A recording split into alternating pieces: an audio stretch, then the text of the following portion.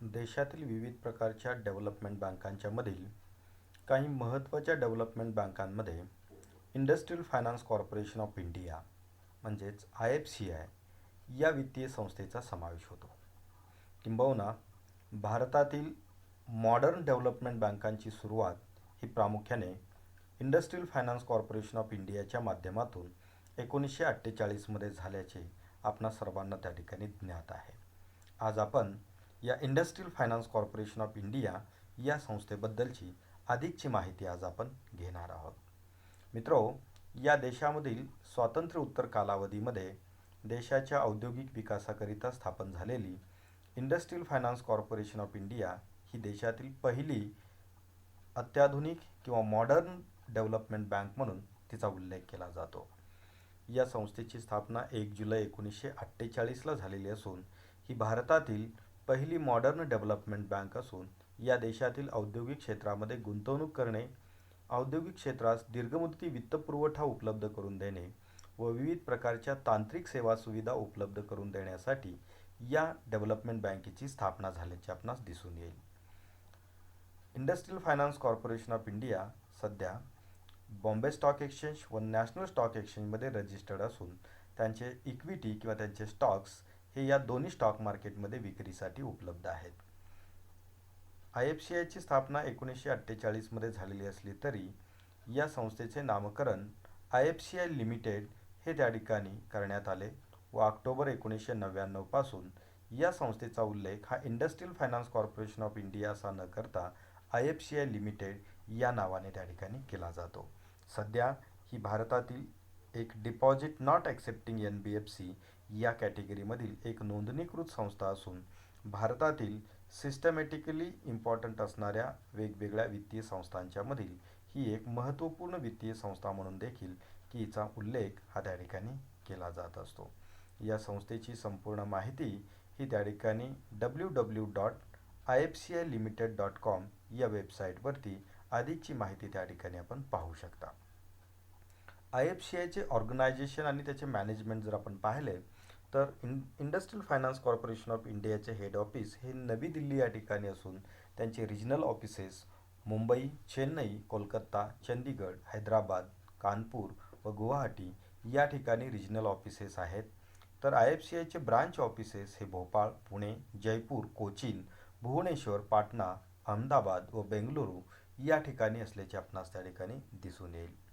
IFCIच्या नियंत्रणाकरिता व त्यांना दिशा देण्याकरिता बोर्ड ऑफ डायरेक्टर असून की त्यामध्ये एकूण 13 सदस्य असतात की ज्यामध्ये प्रामुख्याने चेअरमन व्यतिरिक्त एकूण 12 सदस्यांचा समावेश असतो की ज्यामध्ये IFCIचे चेअरमन हे गव्हर्नमेंट ऑफ इंडियाच्या माध्यमातून हे रिझर्व्ह बँक ऑफ इंडियाशी कन्सल्टेशन करून त्यांची नियुक्ती केली जात असते.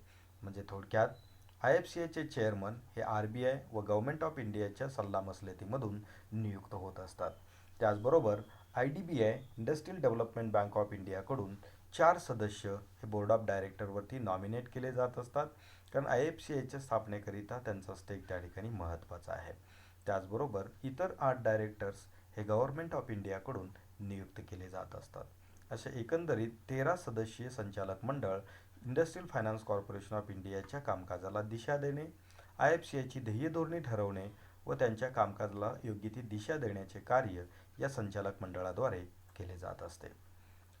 IFCIच्या वेगवेगळ्या सबसिडियरी ऑर्गनायझेशन त्या ठिकाणी कार्यरत असून की ज्यामध्ये प्रामुख्याने किटको कन्सल्टन्सी म्हणजे केरळामधील ही एक IT कन्सल्टन्सी फर्म असून तिची स्थापना 1972मध्ये झालेली असून ती IFCIची सबसिडियरी किंवा असोसिएट ऑर्गनायझेशन म्हणून कार्यरत आहे. त्याचबरोबर IFCI व्हेंचर कॅपिटल फंड किंवा IFCI व्हेंचर याची स्थापना 1975मध्ये झालेली असून या देशातील नाविन्यपूर्ण उद्योजक किंवा नवउद्योजकांना आवश्यक असणारे व्हेंचर कॅपिटल फंड्स उपलब्ध करून देण्याची व्यवस्था IFCI व्हेंचरच्या माध्यमातून ही केली जात असते. त्याचबरोबर एमपीकॉन लिमिटेड ही देखील एक त्या ठिकाणी एंटरप्रेन्योरशिप डेव्हलपमेंटकरिताचे कार्यरत असणारी एक महत्त्वाची सबसिडियरी ऑर्गनायझेशन असून तिची स्थापना 1979मध्ये ही झालेली आहे.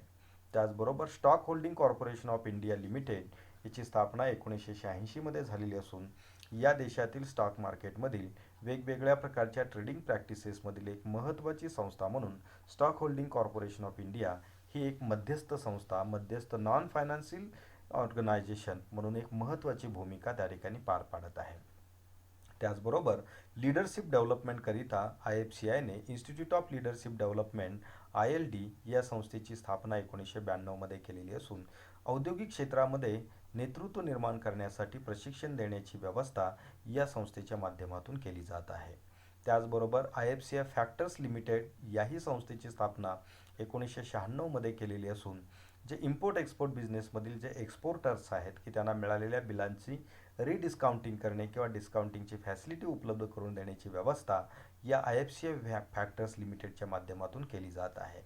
त्याचबरोबर 2007मध्ये IFCIने IFCI इन्फ्रास्ट्रक्चर डेव्हलपमेंट लिमिटेड ही एक स्वतंत्र IIDL या नावाची एक स्वतंत्र संस्था स्थापन केलेली असून या संस्थेच्या माध्यमातून देशातील औद्योगिक क्षेत्रासाठी आवश्यक असणाऱ्या पायाभूत सेवा सुविधा निर्मितीकरिता वित्तपुरवठा करणे, त्यांना आवश्यक असणाऱ्या सेवा सुविधा उपलब्ध करून देण्याकरिता ही सबसिडियरी ऑर्गनायझेशन कार्यरत असल्याचे आपणास दिसून आहे. तर या वेगवेगळ्या सबसिडीच्या माध्यमातून त्याचबरोबर स्वतःच्या वेगवेगळ्या ब्रँच ऑफिसेस व रिजनल ऑफिसेसच्या माध्यमातून या देशाच्या औद्योगिक प्रगतीकरिता या संस्थेचे योगदान हे अनन्यसाधारण त्या ठिकाणी प्राप्त होत असल्याचे दिसून येत आहे.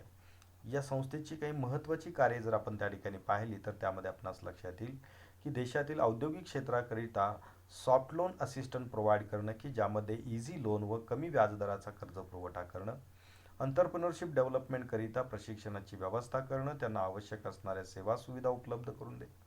त्याचबरोबर industrial development in backward area जे अल्पविकसित किंवा अविकसित क्षेत्र आहेत की ज्या ठिकाणी इंडस्ट्रियल दृष्ट्या आवश्यक असणारी जी काही विकास जो आहे किंवा त्यांची प्रगती जी आहे औद्योगिक क्षेत्राची ही अत्यंत कमी झालेली आहे. अशा क्षेत्रामध्ये नवनवीन उद्योग स्थापन होतील यासाठी विशेष प्रयत्न करणे, त्यासाठी वित्तपुरवठ्याची व्यवस्था करणं हे देखील या IFCIच्या माध्यमातून काम केले जात असल्याचे आपल्याला लक्षात येईल. मॅनेजमेंट डेव्हलपमेंट औद्योगिक क्षेत्रासाठी आवश्यक असणाऱ्या मॅनेजमेंटच्या HR पर्सनल्स हे डेव्हलप करण्याच्या दृष्टिकोनातून ट्रेनिंगच्या माध्यमातून ही एक महत्त्वाची ॲक्टिव्हिटी त्या ठिकाणी राबवली जात आहे. सरकारी तसेच खाजगी क्षेत्रातील वेगवेगळ्या प्रकारचे प्रोजेक्ट्स जे सुरू होत असतात त्यासाठी प्रोजेक्ट फायनान्स करणं, कॉर्पोरेट फायनान्सच्या सुविधा उपलब्ध करून देणं, त्याचबरोबर ज्या ठिकाणी एकट्या IFCIला मोठ्या प्रमाणात कर्ज पुरवठा करता येणे शक्य नाही अशा प्रोजेक्टकरिता सिंडिकेटेड लोन्स म्हणजे 2 किंवा इतर संस्थांच्या बरोबर संलग्नता करार करून त्यांच्या माध्यमातून मोठ्या रकमेचा कर्ज पुरवठा करण्याची व्यवस्था सिंडिकेशनच्या माध्यमातून ही केली जात आहे. त्याचबरोबर विविध प्रकारचे जे स्ट्रक्चर्ड प्रोडक्ट्स आहेत की त्या प्रोडक्टच्या माध्यमातून देखील या औद्योगिक क्षेत्रासाठी आवश्यक असणाऱ्या सेवा सुविधा या त्या ठिकाणी उपलब्ध करून देण्याची व्यवस्था केली जात आहे. औद्योगिक क्षेत्रामध्ये लीडरशिप डेव्हलपमेंट करण्याकरिता विशिष्ट संस्थेची स्थापना त्या ठिकाणी करण्यात आलेली आहे. आयातक व निर्यातक व्यापाऱ्यांच्या मधील निर्यातक व्यापाऱ्यांना फॅक्टरिंग सर्व्हिसेस असतील, फॉरफिटिंग सर्व्हिसेस असतील त्या उपलब्ध करून दिल्या जात आहेत. फायनान्स आणि सपोर्ट सर्व्हिसेस की ज्या महत्त्वाच्या इन्फ्रास्ट्रक्चरल फॅसिलिटीज आहेत की त्या इन्फ्रास्ट्रक्चरल डेव्हलपमेंटकरिता आवश्यक असणाऱ्या सपोर्ट सर्व्हिसेस प्रोव्हाइड करणं, त्यांना वित्तपुरवठ्याची व्यवस्था करणं ही देखील जबाबदारी इंडस्ट्रियल फायनान्स कॉर्पोरेशन ऑफ इंडियाने स्वीकारलेली असून त्याचबरोबर व्हेंचर कॅपिटल फंड्स प्रोव्हाइड केले जात आहेत की ज्यामध्ये इनोव्हेटिव्ह आणि रिस्की प्रोजेक्ट्स आहेत की अशा प्रोजेक्टना फायनान्स करण्याकरिता IFCI व्हेंचर फंड लिमिटेड या नावाची एक स्वतंत्र संस्था देखील स्थापन करण्यात आलेली आहे. या व्यतिरिक्त फॉरेक्स संदर्भात असेल, फॉरेन मार्केटच्या बाबतीमध्ये असेल, त्याचबरोबर मार्केट रिसर्चच्या बाबतीमध्ये असेल त्यासाठी कन्सल्टन्सी देणं, डेपॉझिटरी पार्टिसिपंट म्हणून काम करणं ही या देशातील स्टॉक होल्डिंगशी संबंधित असणाऱ्या वेगवेगळ्या प्रकारच्या जबाबदाऱ्या पार पाडण्यासाठी डेपॉझिटरी पार्टिसिपंट ऑर्गनायझेशन म्हणून देखील ही संस्था काम करत आहे. राष्ट्रीय ग्रामीण विकास निधी या नावाचा एक स्वतंत्र निधी स्थापन केलेला असून या निधीच्या माध्यमातून ग्रामीण भागातील या औद्योगिक क्षेत्राच्या विकासाकरिता देखील प्रयत्न केले जात आहेत. IFCI या संस्थेने एक स्वतःचं त्या ठिकाणी स्कूल त्या ठिकाणी सोशल फाउंडेशन सुरू केलेलं असून IFCI सोशल फाउंडेशनच्या माध्यमातून विविध प्रकारच्या सामाजिक कार्यासाठी देखील आपल्या नफ्यातील काही हिस्सा की या वेगवेगळ्या ॲक्टिव्हिटींच्या वरती हा खर्च केला जात असतो. अशा वेगवेगळ्या प्रकारच्या भूमिकेबरोबरच IFCIच्या माध्यमातून डिबेंचर ट्रस्टीची देखील जबाबदारी पार पाडली जात असून IFCI ही एक डिबेंचर ट्रस्टी म्हणून देखील महत्त्वाची भूमिका ही पार पाडत आहे की की यामध्ये काही उदाहरणादाखल जर आपण पाहिलं तर दिल्ली ट्रान्सको लिमिटेड असेल, त्याचबरोबर मुखेरियन पेपर्स असेल, गिरनार फायबर्स असतील, Oswal shipping and weaving mill असेल, Pashupati spinning and weaving mill असेल, त्याचबरोबर VHEL इंडस्ट्रीज लिमिटेड असेल, की यांच्याकरिता डिबेंचर ट्रस्टीची देखील सुविधा या IFCIच्या माध्यमातून उपलब्ध करून दिलेली आहे. म्हणजे अशा अनेक वेगवेगळ्या प्रकारच्या जबाबदाऱ्या व कार्यांच्या माध्यमातून या देशातील औद्योगिक विकासासाठी विशेष प्रयत्नशील असणारी एक विकास बँक म्हणून IFCIचा उल्लेख या ठिकाणी महत्त्वपूर्ण करणे आवश्यक ठरते. धन्यवाद.